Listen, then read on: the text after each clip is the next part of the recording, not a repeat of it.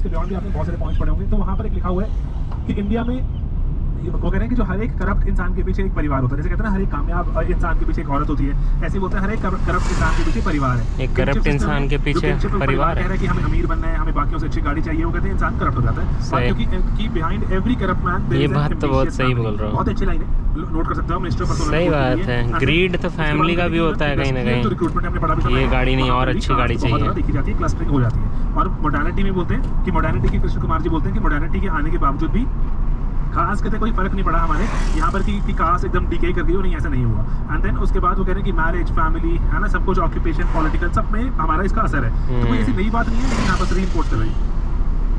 Next हमारा topic देखते हैं टाइप्स ऑफ किनशिप सिस्टम। ये इंपॉर्टेंट है, ये अभी तक आपने ऐसा टॉपिक नहीं पढ़ा हुआ था, तो ये पेपर में बिल्कुल एग्जैक्टली सेम चीज अनगिनत बार पूछी गई है। तो कभी नॉर्थ इंडिया का पूछ लेते हैं, जैसे इरावती कार्वे ने क्या किया था, उन्होंने 4 डिफरेंट जोन्स में स्टडी किया कि परिवार, शादियां किस तरह से होती है, नॉर्थ, साउथ, सेंट्रल, ईस्ट। ठीक है, तो ईस्ट वेस्ट, ईस्ट का वेस्ट नहीं है, सेंट्रल इंडिया बोलते हैं वो, क्योंकि कुछ जगहें जो महाराष्ट्र वगैरह की साउथ इंडिया फॉलो करती है, कुछ महाराष्ट्र की जो सेंट्रल इंडिया का पार्ट बन जाती है। तो इसी तरह से इरावती कार्वे ने बोला कि 4 तरह के किनशिप जोन्स हैं हमारे देश में। एंड मेरे हिसाब से काफी रट्टाफिकेशन बेस्ड टाइप की बात है यहाँ पर। कुछ इंपॉर्टेंट पॉइंट्स हैं, बार बार पढ़ोगे आपको पेपर में सवाल लिख के आने पड़ेंगे। एंड ये इसीलिए फैमिली डिसेंट वाला जो चैप्टर होता है, ये काफी रट्टाफिकेशन वाला चैप्टर होता है। तो इसमें आप पढ़ते रहिए, ठीक है, क्योंकि अगर आपने जैसे नॉर्थ इंडिया में रहते हैं, साउथ फिटनेस नहीं किया तो फैमिली इमेजिन करनी मुश्किल है, साउथ में रहते हैं तो नॉर्थ की इमेजिन करनी मुश्किल है, एंड देन ईस्ट की इमेजिन। इसलिए हमें क्या है, काफी एकेडमिक सी एक्सरसाइज है, हमें थोड़ा सा कहीं ना कहीं हमें क्रैम करना पड़ेगा।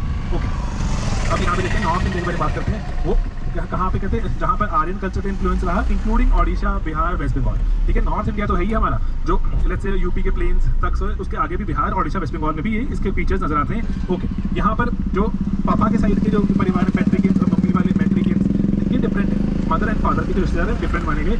एंड आप इमेजिन कीजिए, जैसे पापा की तरफ के अगर देखें, भाइयों को क्या बोलते हैं, चाचा एंड ताया। बड़े वाले जो भाई होते हैं वो ताया होते हैं, पापा से बड़े भाई ताया, पापा से छोटे चाचा। तो कहते हैं उनमें भी हायरार्की है, ऐसा नहीं पापा के भाई तो चलो डेफिनेटली पापा के भाई मम्मी के भाई से इंपॉर्टेंट है, दैट इज ट्रू, लेकिन पापा के भाई में भी हायरार्की है। तो ऐसे छोटी छोटी बातें हैं जो हमें ऑब्जर्व करनी पड़ेगी और हमें दिमाग में रखनी पड़ेगी। तो कहते हैं फादर के ब्रदर हैं वो डिफरेंशिएटेड है आपस में, और उनमें भी आगे फर्दर डिफरेंशिएशन है। फादर के ब्रदर जो फादर की सिस्टर, उनसे भी डिफरेंशिएटेड है। फादर के ब्रदर डेफिनेटली ज्यादा रोल प्ले करते हैं एज कम्पेयर टू फादर के सिस्टर इन फैमिली के अफेयर्स।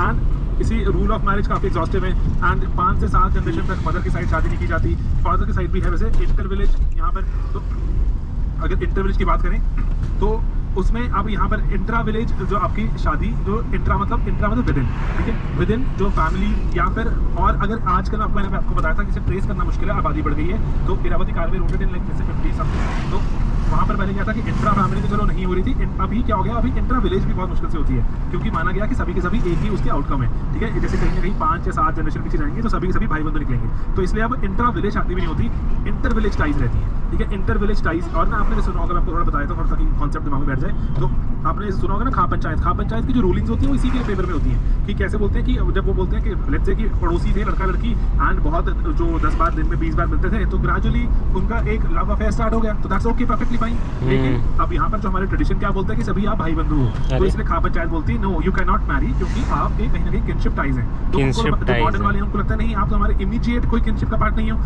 चाचा ताया मासी मामा कहीं का पार्ट नहीं हो, तो आप कैसे हो सकते हो। तो जो हमारे जो मॉडर्न वैल्यूज में समझ नहीं आता, लेकिन हाँ ट्रेडिशनल वैल्यूज में दैट इज नॉट अलाउड। तो इसलिए खा पंचायत बोलती है कि इनको मना कर दो, एक्सेट्रा, फाइन लग जाते हैं, एंड जो वेरियस डिक्टार्स वगैरह लगाई जाती हैं। तो इसीलिए एंड बहुत ही जो खा पंचायत का काफी अग्रेसिव भी हो जाती है, एंड सुप्रीम कोर्ट वगैरह ने उन पर बोला हुआ कि आप एक्स्ट्रा जुडिशियल पावर अपने पास रखते हो, दैट इज नॉट अलाउड। तो सही बात। रेजिडेंशियल सिस्टम हमारे नॉर्थ में कैसा देखने को मिलता है, वेरी लोकल। चलो गाइस एंड करते हैं, विकिपीडिया से ये आप पढ़ेंगे आपको मिल जाएगा।